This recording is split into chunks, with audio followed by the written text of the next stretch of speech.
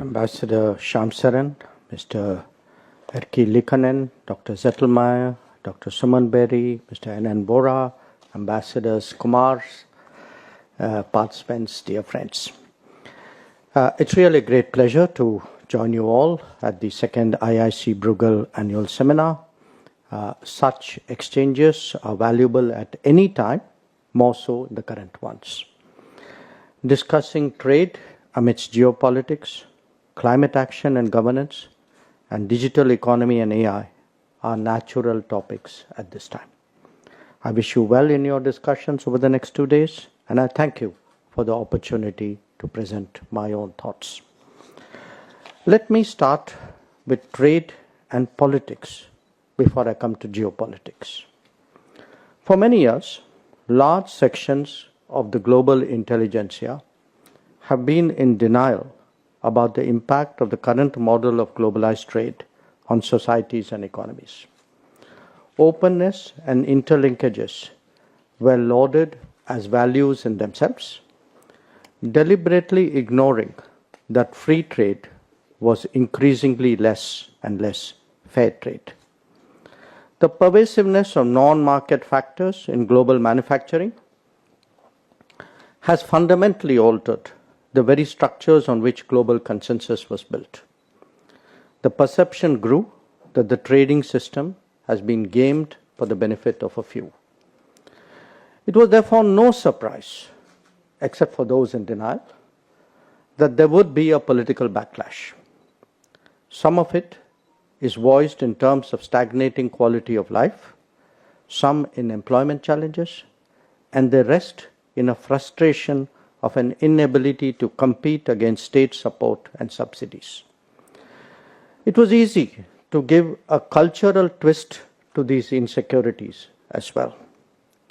So whether we go back to the Brexit, look at the political happenings in many other nations, including yours, or now consider the return of the Trump administration, let us appreciate that these consequences actually have causes. Let me now turn to trade and geopolitics. We are witnessing a serious overconcentration of manufacturing in a limited geography. This has many ramifications. On the one hand, there are supply chain vulnerabilities of various kinds. The world experienced that during the COVID pandemic. Such stresses continue to be aggravated by conflicts or by extreme climate events. At the same time, there has also been a leveraging of market shares and dependence, be it in production and consumption or in resources, goods and services. The domain of finance has seen similar developments that emanate from the salience of a few players. For the rest of the world, there are lessons to be learnt. It is no accident that the discourse thereafter has focused intensively on de-risking the international economy. Diversifying production and building more resilient and reliable supply chains have emerged as a priority. The digital world carries its own share of challenges. It is paradoxical that many of us are so focused on data privacy and data security at home. But how concerned are we at the harvesting and deployment of this beyond our shores? What began as a debate when 5G technology started to be introduced is now a full-blown issue in the AI era. The imperatives of trust and transparency have come to the fore. In terms of geopolitics, they have also added an additional layer of complexity. A few words about climate governance and actions. The continuing disappointment of the Global South about the lack of resources for a transition is not a secret. With the passage of time, it has only further aggravated. Global gatherings have become an exercise in creative accounting rather than in solution finding. Far from making green and clean technologies accessible and affordable, the trend suggests protectionism in the name of climate. The developed world also appears indifferent to the dire predicament of the global south in the aftermath of the COVID. That the shortfall in achieving SDG targets is eliciting so little attention today speaks volumes.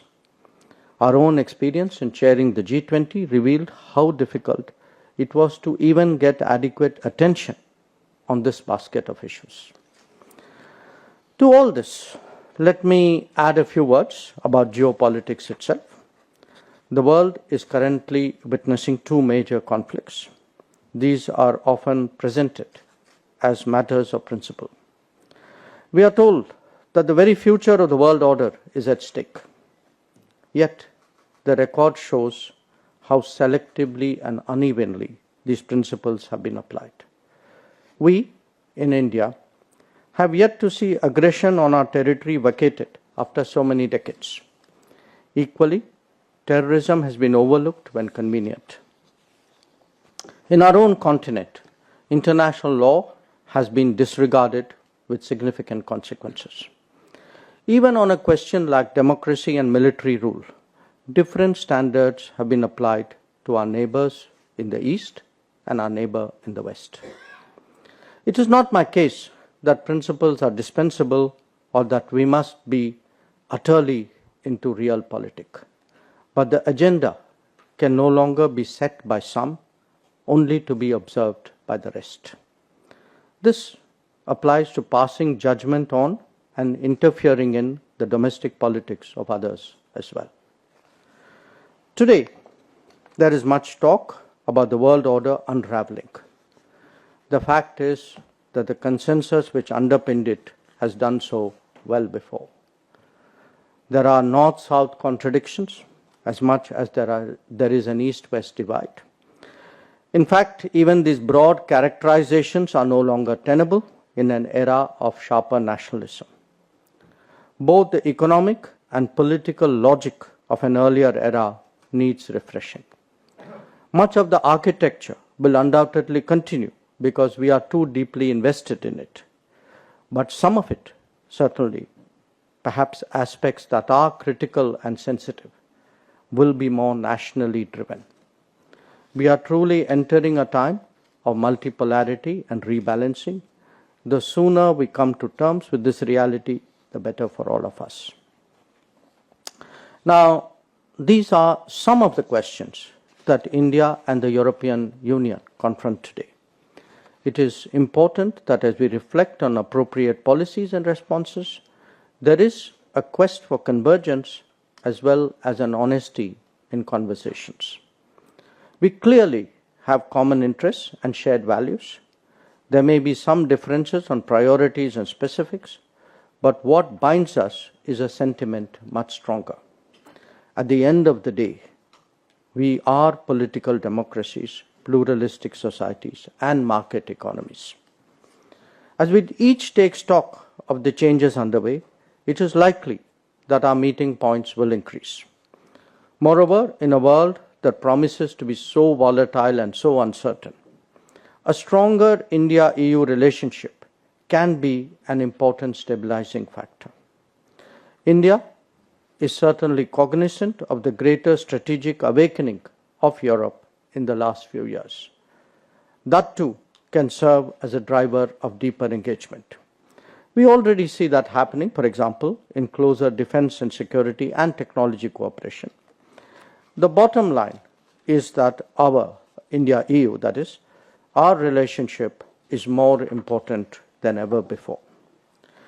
So how do we make this contemporary template work better for both of us?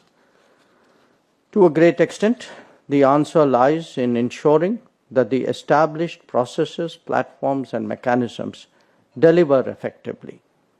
In recent years, there has been a more intensive engagement with the European Commission. We expect that to be even more in the coming days, in fact, very soon. Our maritime security and defense cooperation has also increased, collectively or with individual EU members. The Indo-Pacific strategy and global gateway are certainly steps in the right direction. On the FTA, I think it is really time we get along with it. We established the Trade and Technology Council to deal with control technologies and digital transactions.